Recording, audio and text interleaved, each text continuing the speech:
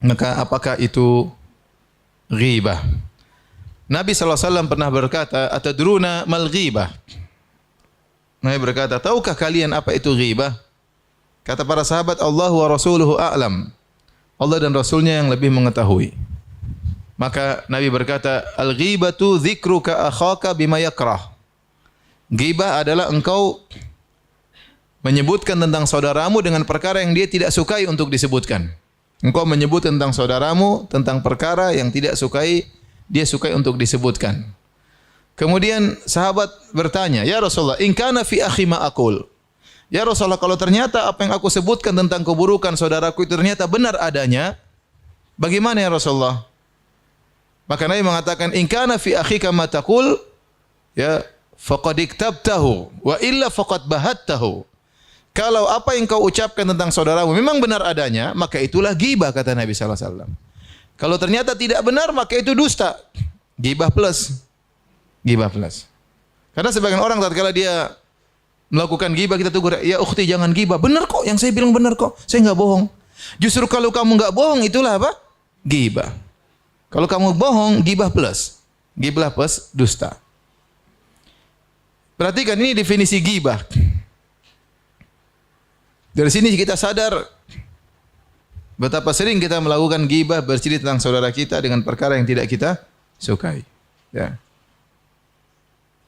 Dalam banyak hal, kata para ulama umum, zikruka ya akhaka bima yakrah.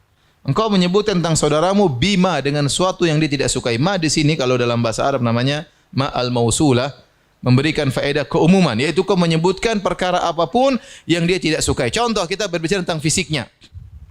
Itulah perempuan itu yang gemrot itu ya, misalnya itu. Yang bibirnya doer itulah ya, misalnya. Itu kena. Misalnya, itu berarti kita bicara tentang fisiknya. Yang kurus kerempeng misalnya, yang pesek hidungnya, itu semua ghibah. Ya. Ya. Yang nonong kepalanya misalnya. Ya. Ya. Dan bicara tentang fisiknya ya. Ya, ini semua adalah ghibah. Itu berbicara tentang fisik sang wanita tersebut. Kita berbicara tentang keluarganya. Oh, yang anaknya nakal itu ya.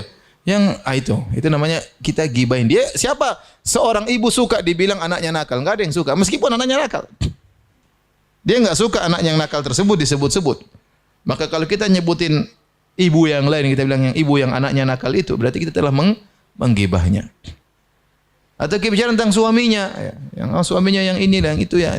Ini sama, kita menggibah berkaitan dengan keluarganya. Contoh, kita menggibah dia berkaitan tentang agamanya. Oh, itulah, itu akhwat itu loh yang kalau pengajian tidur terus ya, itu sama.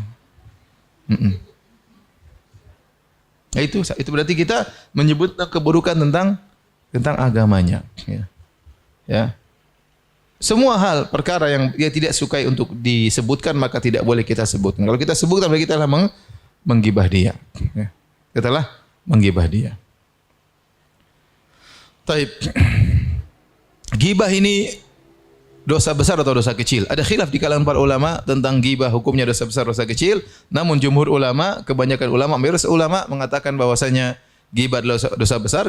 Ada segelintir ulama, 2-3 orang yang mengatakan gibah adalah dosa kecil. Tetapi yang benar gibah adalah dosa besar.